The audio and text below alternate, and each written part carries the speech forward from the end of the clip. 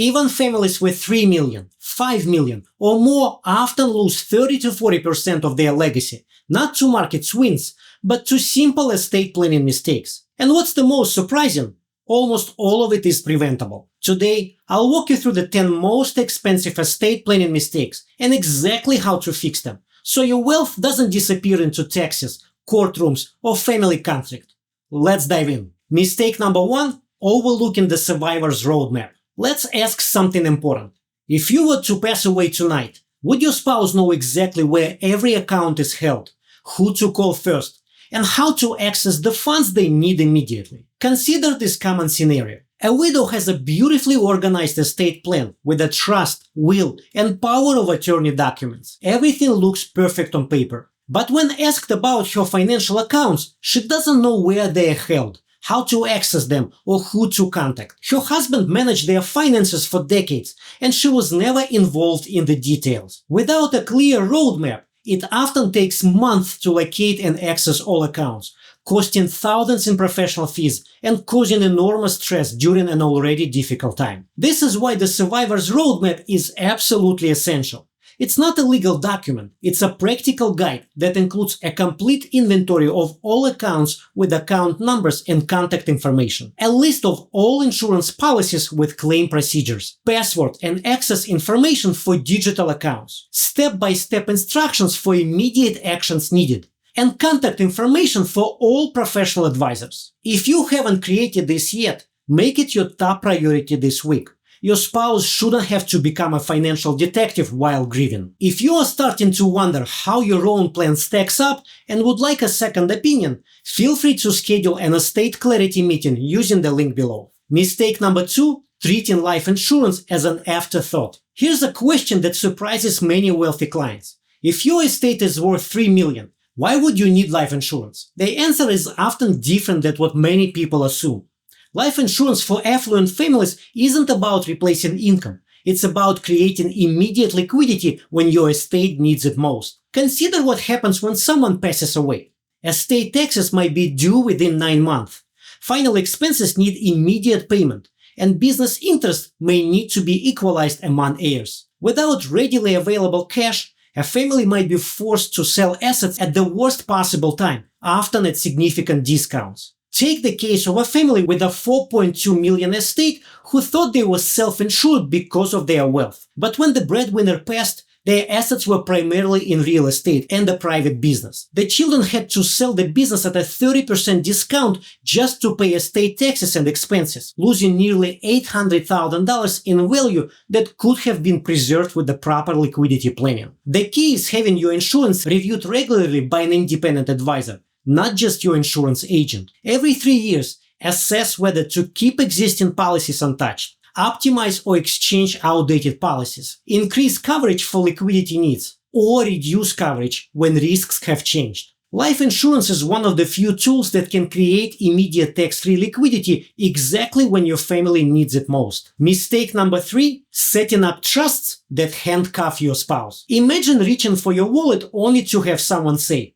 "Sorry, you need to explain why you need that money before you can spend it." That's exactly what happens to many surviving spouses with overly restrictive trusts. Think of a trust like a safe for your valuables. You want it secure enough to keep out thieves, but if the rightful owner needs multiple approvals and written permission just to access their own funds, the protection becomes a prison. It's not uncommon to hear a surviving spouse say, "I never realized how complicated accessing my own money would be."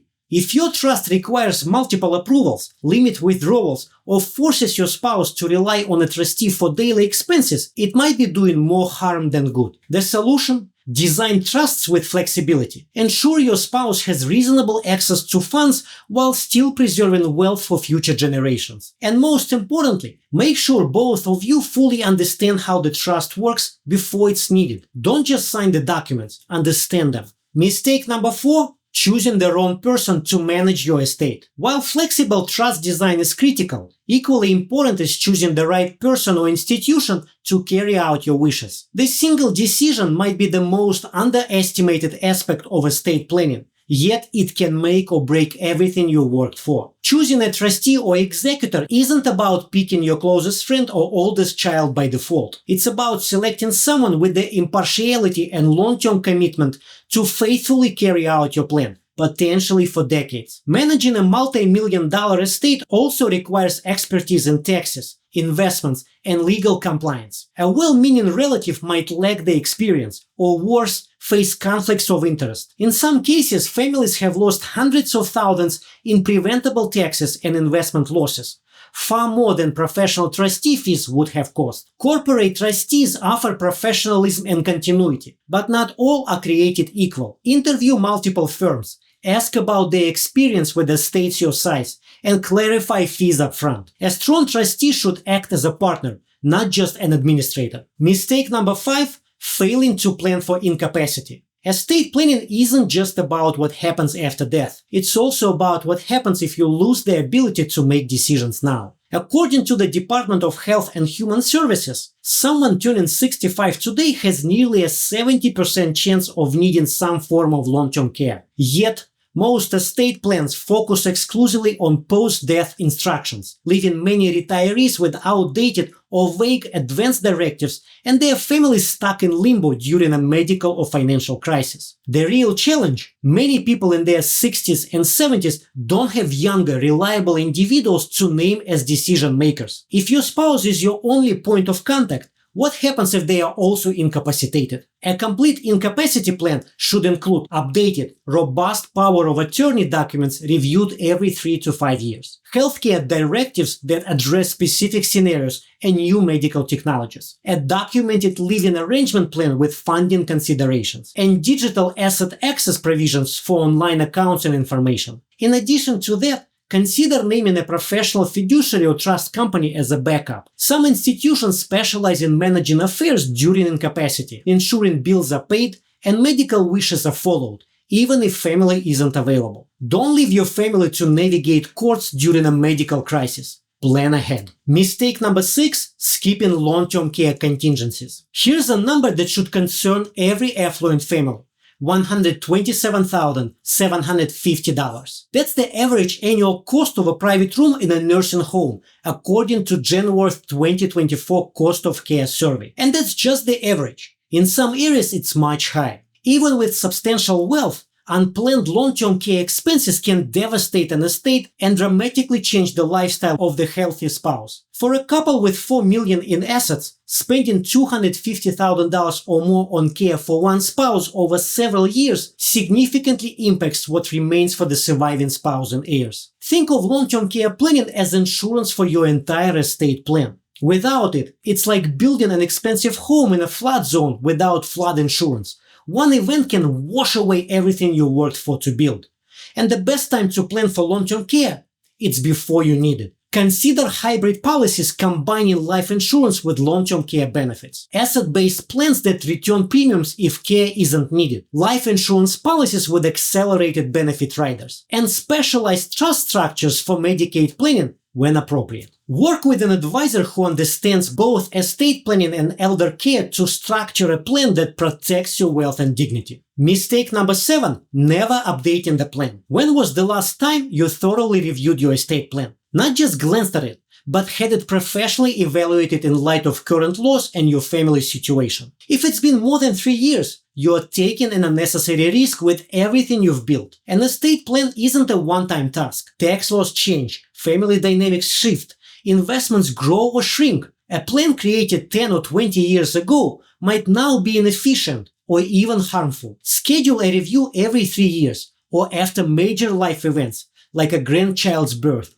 divorce, or significant inheritance. Small adjustments today can prevent massive headaches later. Mistake number 8, ignoring cash flow projections. How long will your money last? It's the question that keeps even wealthy retirees up at night. Yet, many retirees assume their wealth will last indefinitely. But without a detailed cash flow analysis, that's a dangerous gamble. A sudden market downturn, unexpected medical costs, or a spouse's death can drastically alter your financial life. For instance, a couple with $5 million might feel secure, But if they are withdrawing $200,000 annually and their portfolio drops 20%, they could deplete assets sooner than expected. A dynamic cash flow plan, projecting income, expenses, and worst-case scenarios helps you adjust spending, optimize withdrawals, and avoid running out of money. Now, factor in a long-term care needs or unexpected expense, and suddenly their financial security is at risk. Work with your financial advisor to model different outcomes, including inflation, taxes, and longevity.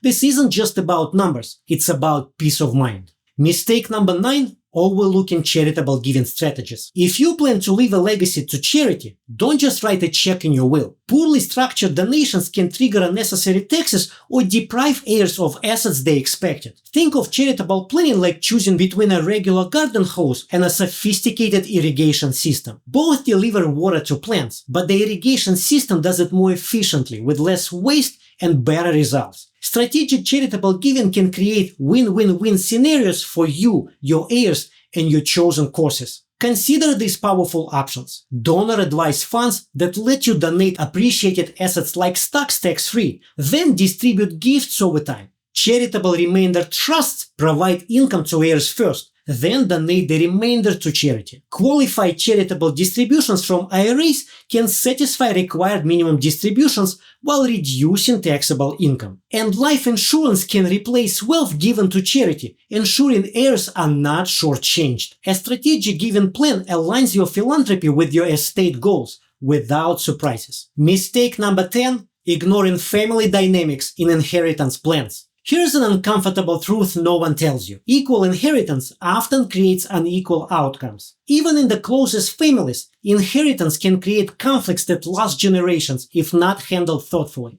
Consider one family where the parents had always treated their 3 children exactly equally throughout life. When creating their estate plan, they naturally divided their $7.2 million estate into equal thirds, but their assets weren't simple cash.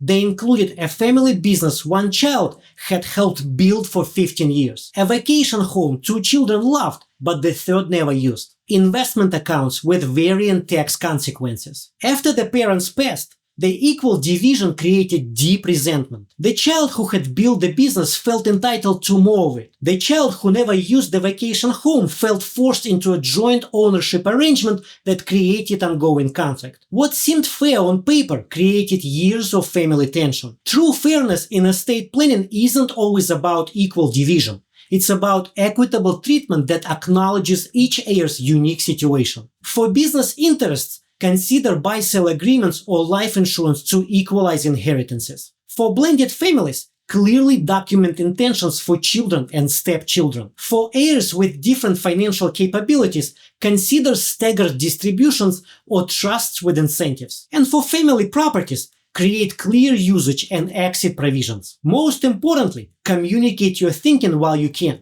Put wishes in writing and consider a family meeting with your advisors to explain the plan. Estate planning isn't just about documents. It's about making sure your wealth supports the people and causes you care about in exactly the way you intended. The mistakes we've covered today might seem technical, but they have deeply human consequences: family conflict, unnecessary taxes, and missed opportunities to protect and preserve what you've built.